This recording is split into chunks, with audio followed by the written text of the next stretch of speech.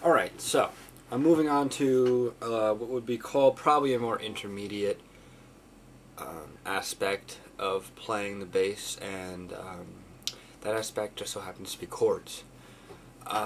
Chords, for right now, we're just going to work with major and minor chords and some kind of variations of them. Chords are great. I know a lot of people, they say, okay, chords, we're not playing jazz, so we don't need them. But I play chords all the time in my band, and I'll put up some links for specific songs that I use them in, and maybe you can see kind of how bass chords are used in the context of a rock song or a metal song. That makes it, it's a sound that I think is really good and should be seen more.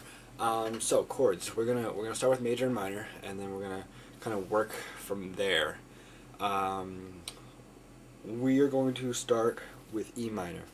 To form a chord on the bass, it's pretty easy. We start with a power chord, so we're going to start with the E power chord, so that's E. And then the fifth, which is a B. Then the octave, which is an E. Now we're going minor. So the minor is your G. So what we have here is an E minor chord.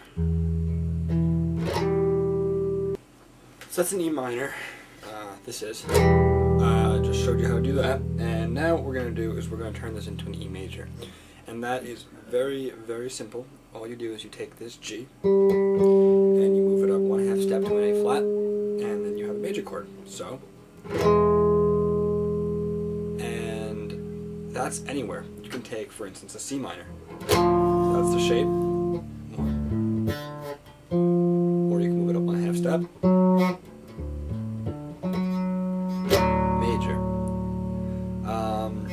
One chord progression that I liked, I used especially a lot for tapping and early when I started learning chords, is I would go E minor,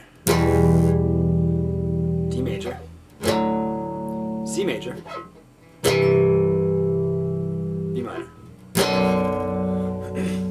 Oh, I should just note that for my left hand, what I usually do is I make kind of like a shape like this, and I just kind of with like loose fingers just hit the strings with my fingernails.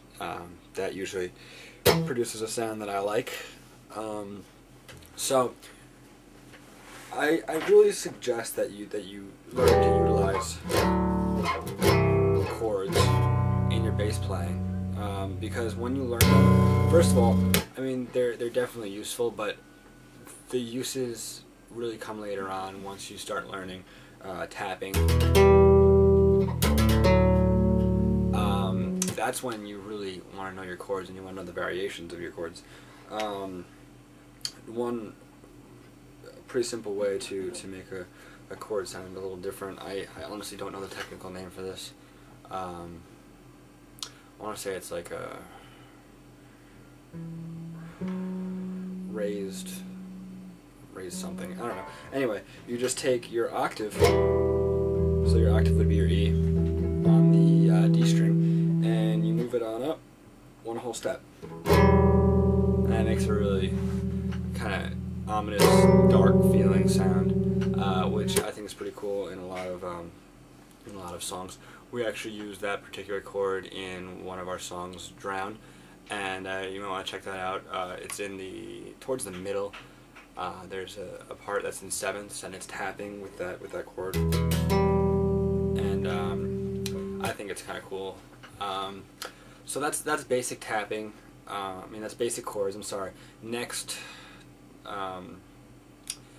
oh, real quick, one more thing for chords is you can take your power chord, or for instance, we were just working with our E, so let's just stick with E. Your power chord, and like I said, that raise that octave 1 whole step, so you have this chord here, and that is actually a cool chord to just play around with. That was actually used in one of our songs, Words Well Spoken. We played a riff that